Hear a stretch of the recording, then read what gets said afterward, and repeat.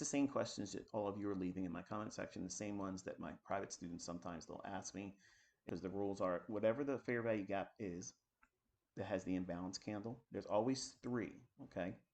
There's three candles that make a fair value gap. Your eye is being trained, Caleb. For the most part, he can see these, but they're not always jumping out at him, because especially if there's multiple fair value gaps, okay, or what would be considered visually representing a fair value gap. Like he would look at this one and he would look at this one, and if there's multiple ones, it's like, which one do you use? It's the same questions that all of you are leaving in my comment section, the same ones that my private students sometimes they'll ask me. It's you want a nuts to bolts. This is what you're doing. That's what we're covering this week. Okay, the whole week is going to be specific to that, but you have to let me talk about the details, okay? Because it's not just one sentence. There's going to be variations to certain things. That way, when you write them down, when you take screenshots, every time I draw attention, like I mentioned this one here, you should already have that screenshot. Let me get this out of the way. That should be screenshotted right there, okay? So some of you saw this one right here, and maybe you did take the short in here. And if you would have used the rules that a valid fair value gap employs, the stop loss would be above the number 2 candle in the 3 candlestick formation that makes a fair value gap. So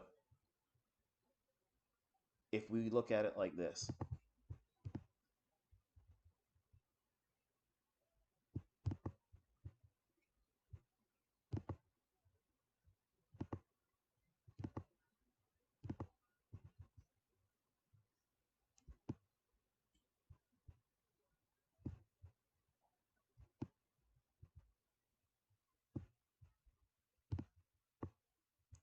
and let's make it a little taller.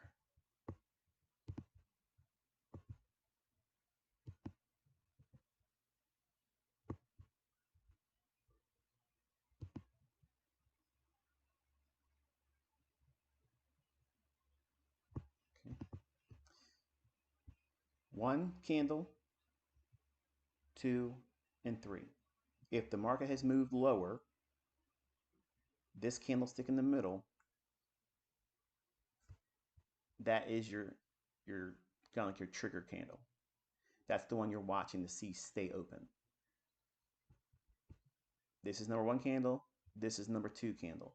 Number 2 candle is where your stop loss is.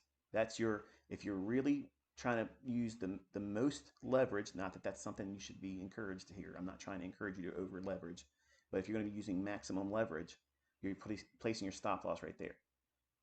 The conservative stop, where you're not over leveraging, where you're a one contract trader and you're just not trying to push it too hard and you like to be comfortable in your trade, you don't be scared out, you don't be worrying about too much of every fluctuation. The number 1 candle is where your stop loss is. Okay, so right away, we've already cleared the air and removed all the confusion about where stop losses go and what candlestick is the trigger. If the market price is down below here and you're looking for lower prices, even still lower than that, if the market trades up, this candlestick, number 3, this is your entry.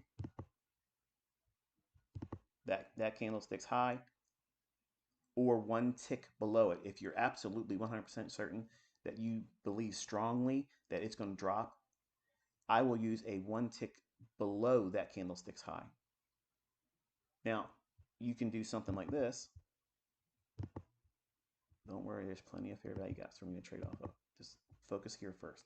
We have to lay the groundwork. You'll see me pushing buttons today. Just sit your fucking ass still.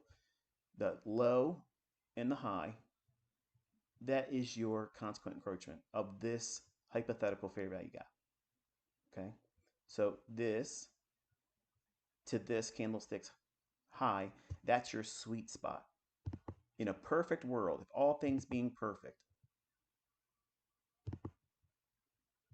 this is your ideal entry point right in here.